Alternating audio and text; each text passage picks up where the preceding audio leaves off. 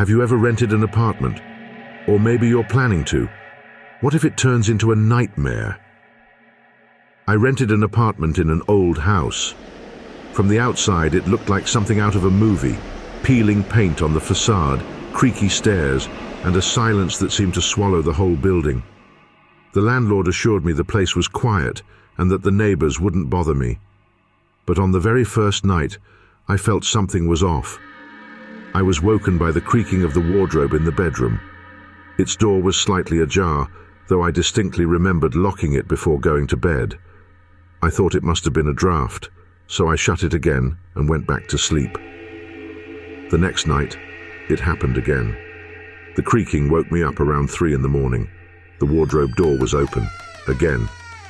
I started feeling uneasy. A few nights later, things got worse. In the dead of night, I heard a faint whisper.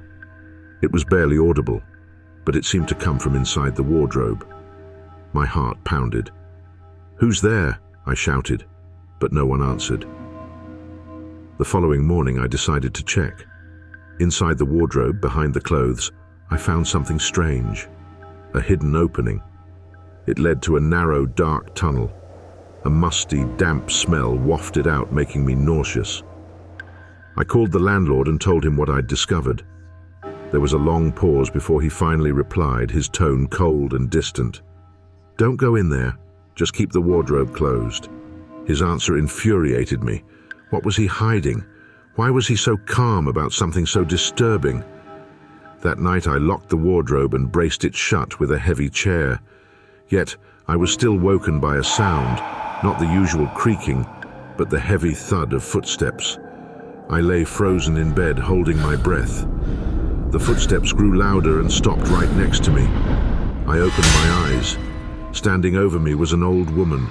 Her face was like something out of a nightmare, deeply wrinkled with wild, gleaming eyes.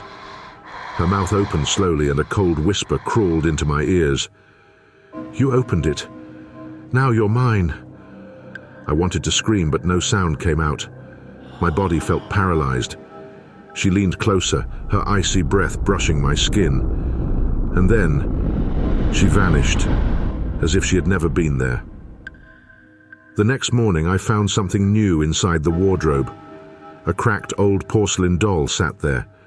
Its glassy eyes stared directly at me, and in its hand, it held a note. "Welcome home." Since then, everything has changed. The wardrobe no longer stays closed. Every night I hear her, the footsteps, the creaking, her voice whispering my name. And now, I know one thing. She's waiting for me to fall asleep again. This time, she won't disappear.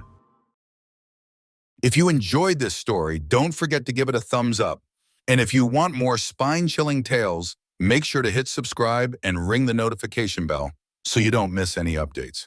Thanks for watching, and remember, some mysteries are better left unsolved.